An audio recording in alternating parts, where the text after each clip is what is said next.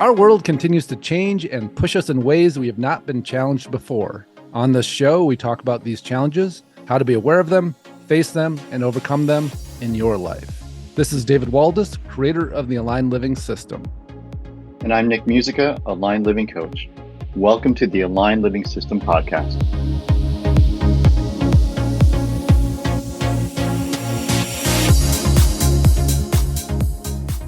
Well, welcome to the Aligned Living System podcast. I'm here again with Jeanine O'Connor, one of our favorite guests to have back again. And we've been talking about recording for a while. There's a whole series of questions I know that she has put together for me.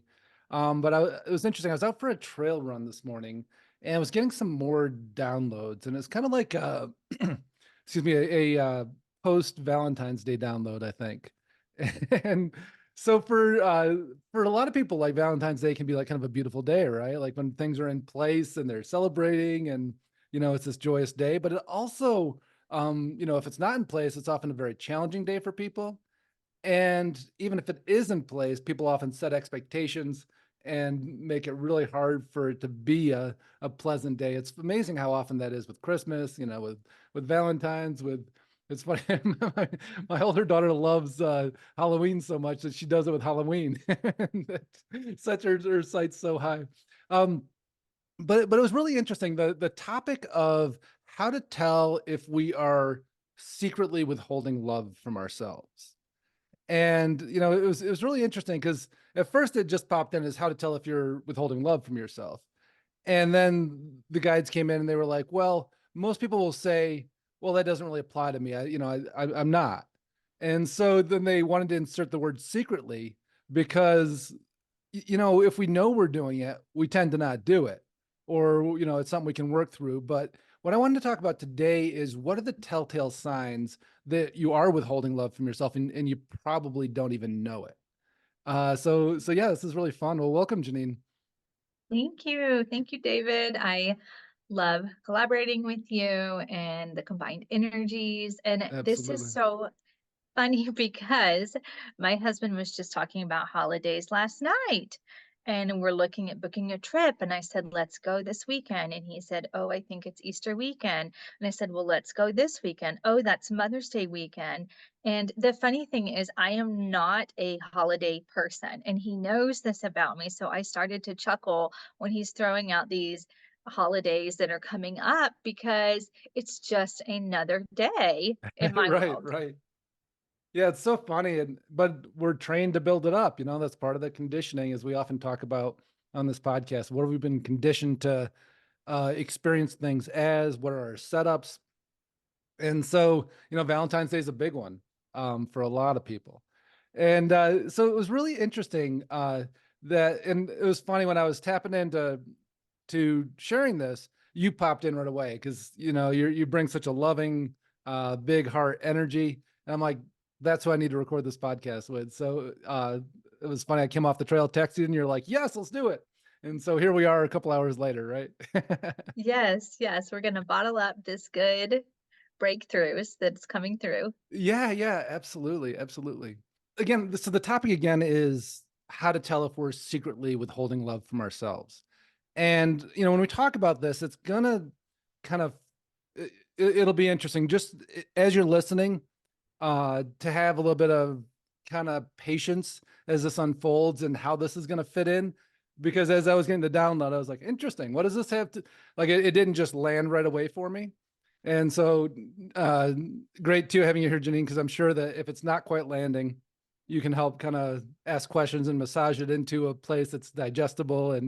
And so what the guides showed me, first off, was this kind of overall piece of, there's a lot of classic stuff about this out there about, if you're not loving yourself, people can't love you. You're not going to end up, in a relationship where it's balanced. You're going to end up in relationships with narcissists, or you're going to end up in relationships with people with the same shared wounds, where you're both trying to love each other, but it's this really kind of little nest that you create that you hide from the world with.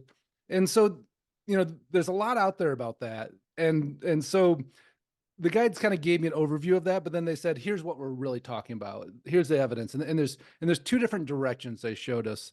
And maybe men tend to do one more than other, but I think, I look back on my own past, like I can see myself at times in my life when I was doing, one, and then another time in my life when I was doing the other, felt more comfortable, as a kind of a secret workaround. So you're Tell ready to me get what into this it? juicy stuff is. I Yeah, gotta yeah, yeah. know. All right, enough build up. And so the first one was this idea that you look for the love by thinking about what can I do for other people kind of as a utility.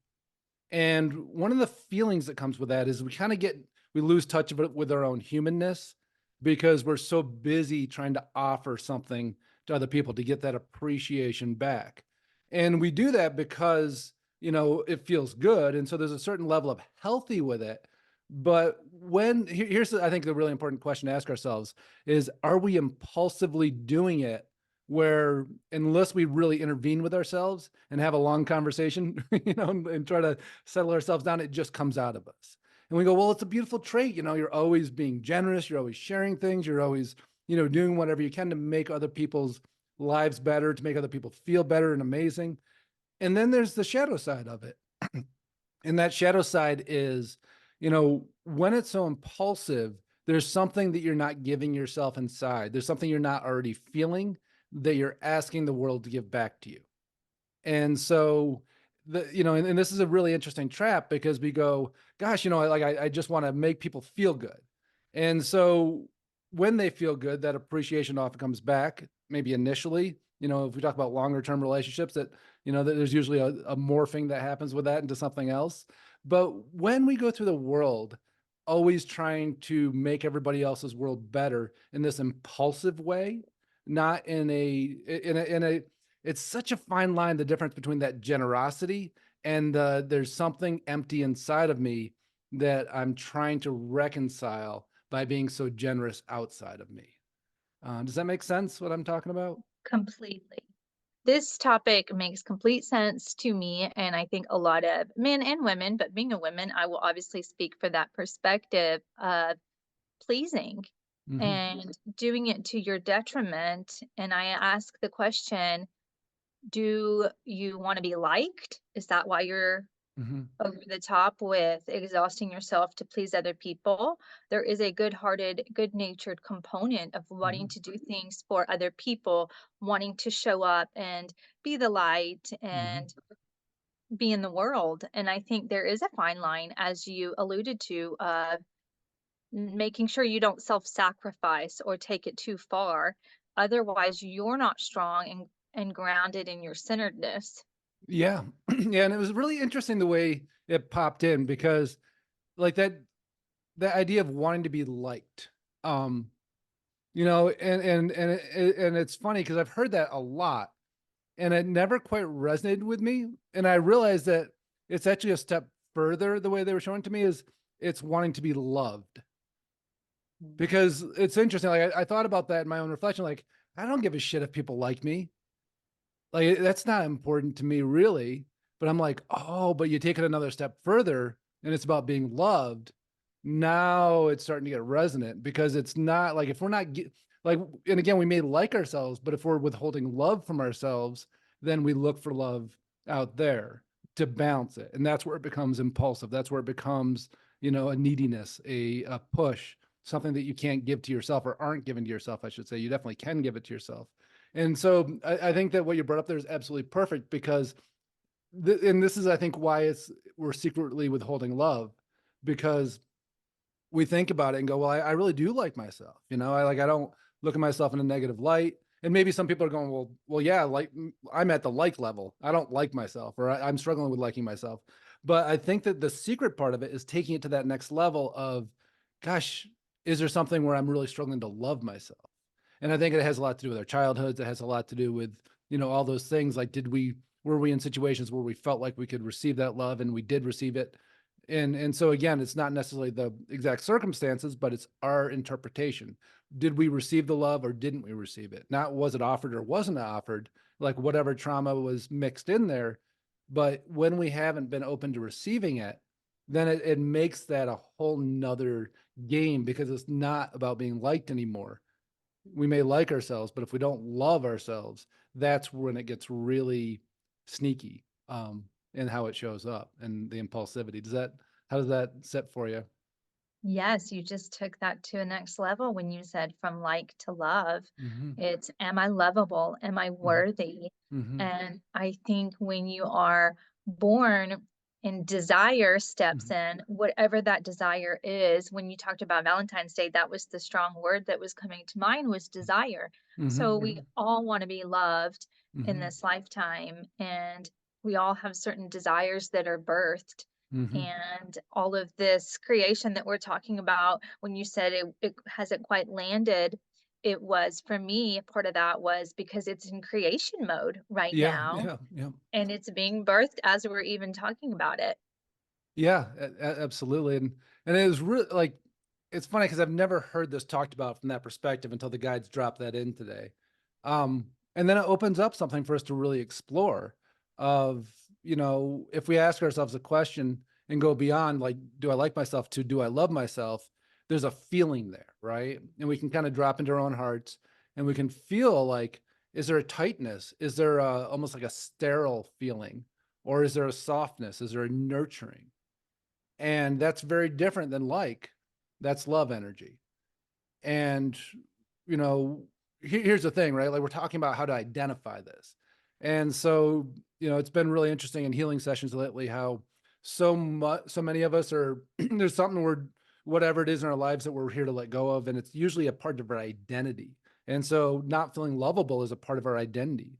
And so what I've been watching happen is as we bring these things into our awareness, or there's these synchronistic circumstances in everybody's lives that are bringing these perfect things into awareness, that it congeals into like almost this like gunky ball inside of ourselves that starts to feel toxic. It starts to feel foreign from who we are.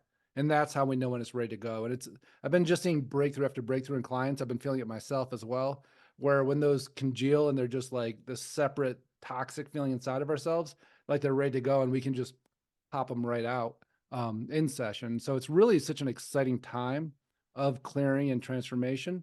And so, obviously what we're talking about now is identifying it, but I also wanted you to, if you're listening to track, is this starting to become like a thing that feels separate from me? Like what was that thing, that identity part inside me that was between me and loving myself, that made me not feel lovable, that made me not feel, that I had to do something, I had to be some sort of a utility, or I had to offer something in order to get that feeling back because I wasn't giving it to myself. And the cosmic joke is the moment we give it to ourselves, then it comes in from everywhere outside of ourselves because there's a pathway to it. There's a highway. And so really fascinating stuff. I've noticed because let me back up and say I have a tendency to be an overgiver and to the point of self-sacrificing my own energy. Mm-hmm. And what I'm learning is when I do say no to small things that maybe don't resonate or that I don't want to attend, or Mm-hmm. something a friend asked me to do, and I say, that's just, I'm not in a place where I can do that right now. There's a strength that comes Mm-hmm. through me. Yeah, And I absolutely. think it's more attractive to Absolutely. those around me. Absolutely. And it's interesting too, because depending on where we are in that journey of self-love, there's something that happens sometimes. It can feel very foreign to set those boundaries, right? To go, "Ah, okay, I got to do this. Like, I know I got to do this, but I feel like I'm hurting people, or I feel like I'm being selfish, or whatever our story is. And then, we reach a certain point in our journey where we set the boundary and we go, oh, I feel powerful. Like, fuck yeah. Right. Like that was great. Yes. And then there's almost like a hangover that can happen because now you have to deal with the fact that you just loved yourself. Mhm. Right. And then you have to feel that and you have to be able to digest it and absorb it. And I think it's a lot of what we experience in relationship when we feel somebody loving us.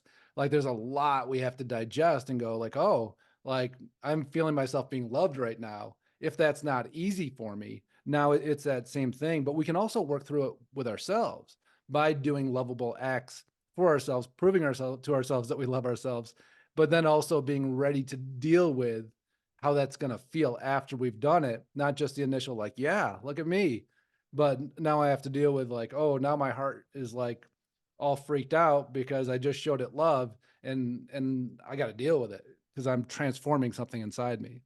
that makes sense too.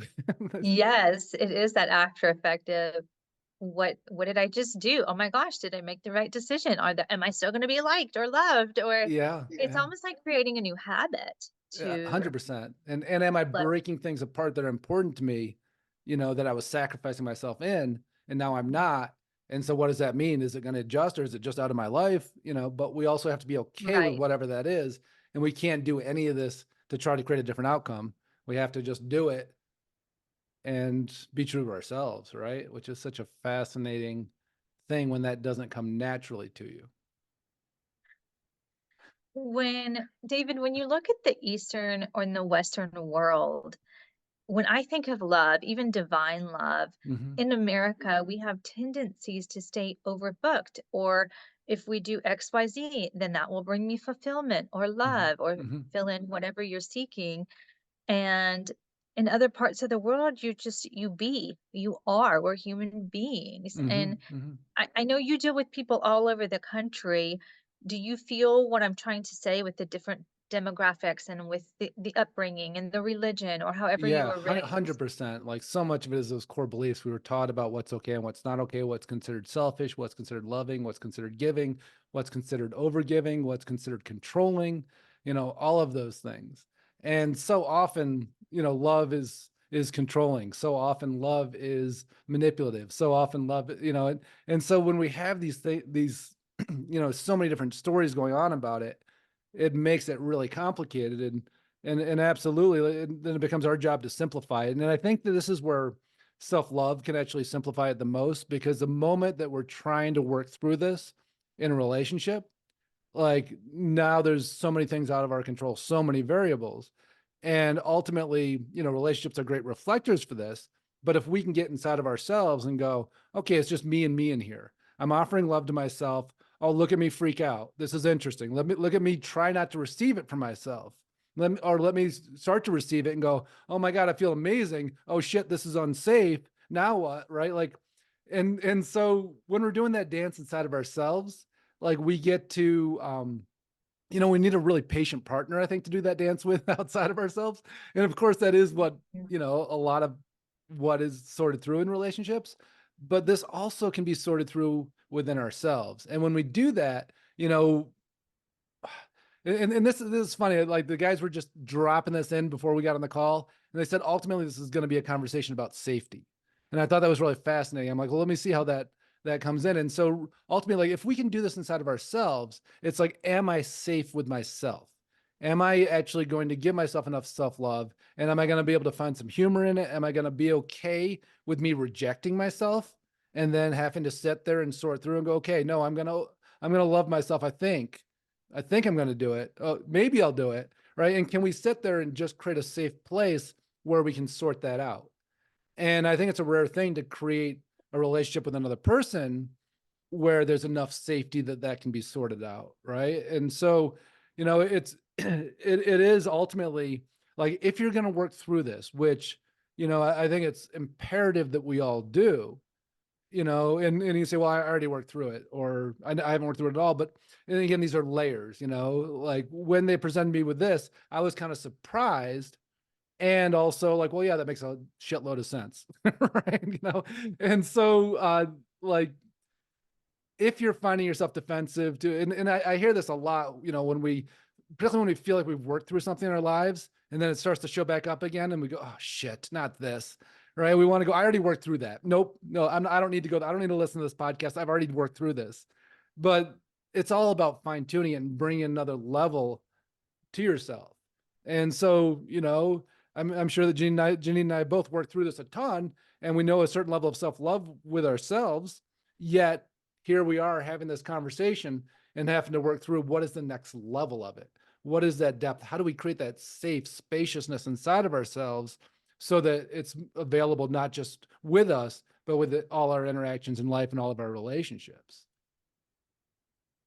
Right, because we're continually evolving. Mm-hmm, Our absolutely. spirits continue to grow. And Yeah. so there is another level, another layer In to go. capacity. Yeah. Yes, that's right. Yeah. And so when you talk about withholding love to yourself, it popped in what I have sometimes done, and then this is not healthy, but I'll admit it, is I even set little rules for myself. Like, okay, if I clean the room, the house today, then I can do something luxurious for myself, like Right, go, right. go for a walk or go get a Yeah. massage. Quid pro It's like, quo. Now I deserve the love. yes, Mhm. exactly. And that to me is an example of a withholding. Like, why would I have to do anything to feel worthy to love myself or deserve Yeah, it? yeah. And this is such an interesting piece, right, too, because this brings us into the conversation, the difference between the utility aspect of us, what is it that we're doing for others, what is it that we're offering, versus just the sense of our own humanness and our simply by being here, being alive, being worthy of the love. And that's a huge part of this is when we aren't loving ourselves just because we're ourselves, right? Not because we've done something, not because we can look at it and go, okay, how can I find this pathway to loving myself? Well, I'm very generous. I think about others a lot. I'm a kind like why are we making a list to decide how we can love ourselves?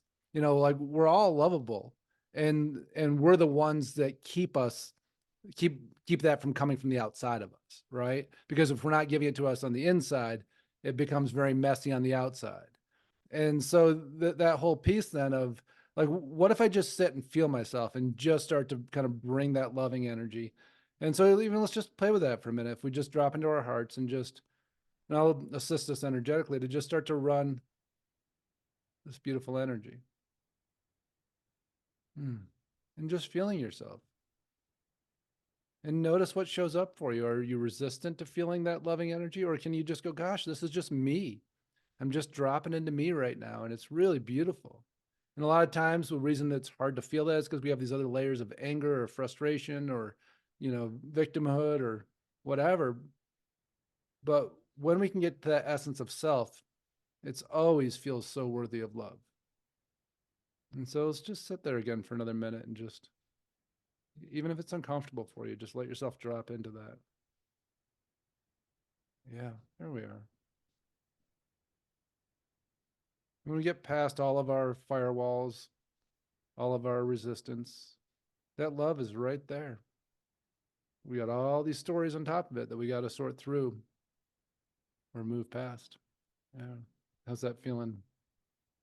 And yes, there's all these bullshit meanings that we give things. And Yeah, then yeah. if we simply sat with this energy and said, the day you were born, to all the Mhm. listeners out there, the day you were born, God decided the world was incomplete without you. Mhm. So Mhm. if that doesn't make you have appreciation and love right there, I Yeah. don't know what else would. Yeah. And when if you start telling yourself a story, as soon as you hear that, like just stop and feel yourself.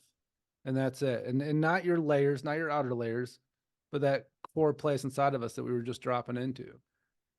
Something pretty special happens.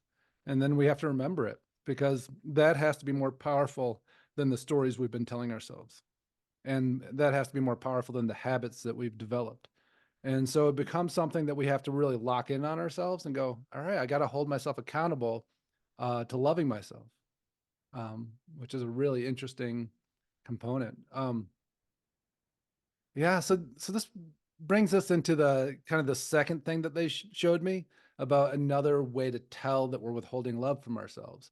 And again, ultimately what we're saying is I'm not getting the love in here, and so I'm finding another way to get it because I won't give it to myself. I'm being super stingy with it, right? And ultimately these are all these things that we're doing are us walking towards this path of self-love, and so that first one, that example of just offering utility, always doing something for other people, to get that love feeling to come back, but it's always hollow because we still aren't letting ourselves receive it. We're just laying it over with the next thing. And so the other part of this, and it's interesting the way they showed it to me, that I had this flashback, and I'll tell a story of myself way back when. Like I have to give a lot of distance so that you know that I'm not like that anymore. Like I said, we all evolve, so I'm sure Right, you right. do too. And so, it was funny.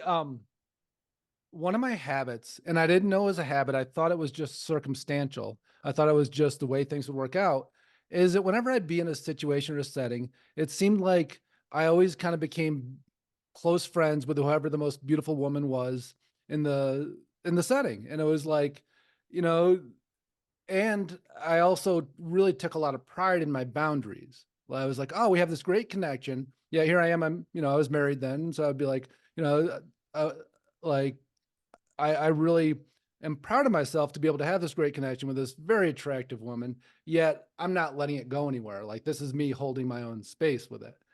And I was like, but gosh, it's odd that this keeps happening over and over again, right? Like, like what is it like? I guess I'm just really attractive. I don't I'm a know. magnet for attractive women. But not, but only for that, right? Like, and so it was this kind of slow realization of like, there's something I'm doing that's opening that up, right? And I'm seeing myself, like telling myself the story about, how I'm like, wow, what great boundaries I have. It's really amazing that I can hold these friendships and not let it go anywhere. But it was feeding me, right? It was feeding me this idea of like, wow, like, look at this beautiful woman that really wants to be around you all the time. And she thinks you're amazing and all of this. And so again, when we're withholding self-love, like, oh, look at this very loving feeling coming towards me all the time, but I'm also utilizing my withholding of self-love to not absorb it and set boundaries, right? And so this really kind of twisted setup that goes like, oh, I'm proved now that I'm worthy of love, but I also proved that I have this incredible boundaries to not receive it. And so, yeah, it was funny. And so, uh, this was about 12, 13, 14 years ago. My wife and I had separated for a little while and we gotten back together. And, in the separation, like I was doing a lot of inner work. We're both going to counseling and I was kind of playing with this idea of like, what am I doing with that? Like, how am I culpable in this? Like, what am I doing to create this situation that just keeps happening over and over again? And I just proved to myself how great my boundaries are. Uh, and so, we'd gotten back together and, we were going to a concert at Red Rocks Amphitheater, just one of my favorite venues. And we were going to see Big Head Todd and the Monsters. And, um, my, Tracy was my wife at the time was, dressed up just like gorgeous. And we're, having such a great time. And we go and we're at our seats. And there's this other beautiful woman on the other side of me. And, I'm thinking I'm just talking to everybody, being friendly. And as the music starts, this woman on the other side of me starts kind of like dancing next to me and like giving me these looks. And I'm like, and I was like, what the hell is she doing? Like, I was like inwardly offended, that this woman, like, does she not see that I'm here with my beautiful wife? Like, what the hell is she doing? And then it like I had this moment open up, and this was kind of like when a lot of my guidance was really opening up for me. And I just saw like this flash of like all the little nuanced things I was doing that was inviting that. And it was just like this, oh shit moment, of like, that's me. And there was something I was trying to resolve inside myself around feeling worthy of love. And so I was setting up this situation after situation where all like, whoever happened to be the most beautiful woman was going to put that towards me. And I got to, another opportunity to work through it. But it was such a powerful moment when it was revealed to me, like my secret plan that I was doing that I had no idea I was doing. And it felt so crappy, honestly. Like I just felt kind of gross and like that realization, but it was like an instant bam shift in how I operated because I didn't realize I was doing it. And I think this is a really important part of this is as we're looking at making these shifts, we're going to see ways of being that are going to be revealed to us. And we're going to go, oh, that's not great. Like I don't think I didn't realize I was doing that. That's not good. But can we have compassion with ourselves? Because what was I trying to sort through there? That lovable, unlovable thing. But I didn't know it. And so it was just, it was just these amazing synchronicities that kept happening. Yeah. Does that make sense too? Um, Yes, absolutely. It's amazing what other people can reflect back to us. And so yeah. you take that situation in that way. And I think we should all look for the signs in our own life and Mhm. have awareness of what's being revealed. Yeah. Yeah. Absolutely. Absolutely. And so, yeah, I mean, those were the kind of the two big ways. Do we seek attention? Maybe whether we realize it or not. Outside of ourselves, that validation. And again, is this wanting to be liked? Do we give a shit about that? where are we in this journey? Or is it about really wanting like to have love directed towards you, or, like attractiveness, like whatever it is that we're withholding from ourselves, that we're not allowing ourselves to digest and see and hold as a truth about ourselves. That's what we set up. And like, we are so sophisticated in how we do it. Like, it's remarkable. And particularly when we can do it in ways that we don't even know we're doing it. And then the game just keeps playing out. And so what, as you're thinking about this, maybe that pattern I just shared, maybe that's not your pattern. Maybe you have some other sophisticated thing. And maybe it's the opposite. Maybe it's like, gosh, like I keep getting rejected, and that's proving to me that I'm unlovable. And so there's a lot of ways we sort through this. But when we realize the game we're playing, which is unlovable versus lovable, and we go, gosh, I got to start working through this with myself, because if I don't work it through with myself, it's just this constant, game going on outside of myself that never feels good, never feels fulfilling. And even if it does at some level, there's another level that just keeps reflecting ourselves back to us and what we need to heal. What would you say to other people to how they can be so self-aware like you are with this topic? What can they do or perceive? Do they need to sit with themselves? Do they need to meditate? Do they need to reflect on their behaviors of how this comes into their life? Yeah, yeah. I think journaling about your pattern in relationships is huge. And then looking for these specific things we've been talking about. Is there something I'm doing to, you know, get people to keep throwing all this love at me, but maybe I'm not absorbing it. So now it's just like, like my tank's leaking. So I just got to keep getting it all the time. Like just keep pouring it at me, keep pouring it at me. Or is there something you're doing where you're just giving, giving, giving, giving, because your tank's empty and you're not receiving the love back, and so you're just getting the closest thing you can by overgiving. And again, both of these things are absolutely amazing in balance, right? Like to be able to engage with other people and enjoy them enjoying you, beautiful, in balance. If it's compulsive, and if it's a pattern that just repeats over and over again, and you're not feeling different about yourself, or you feel yourself get a hit and go like, oh, I feel amazing now. Oh, they're walking away. Now I feel like shit. It's like that game. And so that's always how we know, are we reliant on it to feel okay inside of ourselves? And, if we are, it's like, I was just seeing, somebody was like a hand pump on a well. Like you just keep pumping, trying to get the water to come up. And as soon as you stop pumping, it stops and the water stops coming out. And you're like, oh shit, I got to get pumping again. And so it kind of feels like that, I think, for us when we have those things. And again, different levels of it, you may not even have thought about it, but as we're talking about it today, you're like, oh, I kind of do that here, or I kind of do that there. And so we've all been working on healing this, but there's always another layer. There's always another level of expansion that'll get reflected back to us. I am reminded about the basic human needs. And to me, I would think that love would be a part of that, almost as basic as food and water. It's Yeah, yeah, something that yeah. we need to have in our souls. Yeah, which is why so many people are so resentful and angry and bitter. And like those are all, symptoms of, not feeling lovable. And, and then we become more sophisticated in it. You go, I'm not bitter. Like I am going to be generous, right? Like that's a positive trait. Bitter's a negative trait. And so I'm going to overgive to just keep that pump pumping, or I'm going to keep eliciting, positive. I'm going to not even worry about who I am. I'm just going to show up in a way that's going to elicit something really, an attraction towards me, or whatever it is.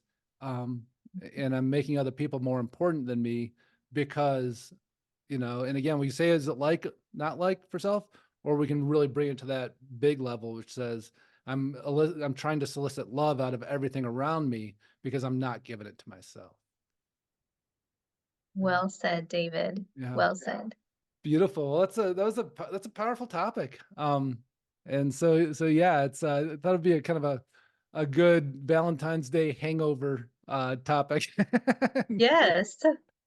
Continue to love yourself throughout the year, not just on Valentine's Day. Yeah, yeah. And often I think we feel it afterwards. The hangover itself is, like either it didn't go great for us, or, it did, and then it died off, or it, and The so, letdown phase. yeah, absolutely. And so can you keep soliciting that from yourself Mhm. instead of from outside On a of you? regular basis. Yeah, Yes. yeah. And it changes everything, right?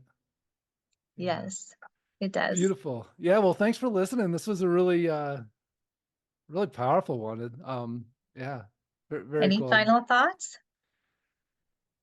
It's funny that when we work on ourselves, our whole goal is to improve who we are and how we show up in our relationship with ourselves, that to resolve things and to have that expansiveness. And when we get too serious about it, when we push too hard and when we aren't loving to ourselves in it, like, it never works, right? And so this is part of the catch 22 of this, is like, in order to develop the self-love, you have to love yourself through it. You can't go like, oh, that is me. Like, I can't believe I do that. Like, I'm so awful, like, no, like, of Mhm. course, right? Like, I'm telling a story about myself, it's like, I was like, oh shit, look what I did. I had no idea I was doing it. Like, I'm going to stop doing it because now life's better not doing that. My relationship's better with myself. My relationship's better with the people I care about by not doing that. And so to have that grace with yourself, and I think that it's a hard thing for people to do, because we want to judge ourselves when we find our shit rather than celebrate it and go, gosh, I get to be better. I get to be better, not just to me, but to everybody around me. But it starts with me. Yeah. Awesome. Yes, makes sense. Awesome. Thank you so Awesome. much for sharing your wisdom, David. Yeah. Well, thanks for helping to draw it out and bringing your own too. So awesome to have you here, Jeanine. All right. Look forward to it again. Sounds great. Have a great week, everyone. We hope you enjoyed listening to today's podcast. And if you did, please subscribe so you can catch the next episode. If you want to learn more about the Aligned Living System and how it could support you in your life, check out davidwaldas.com.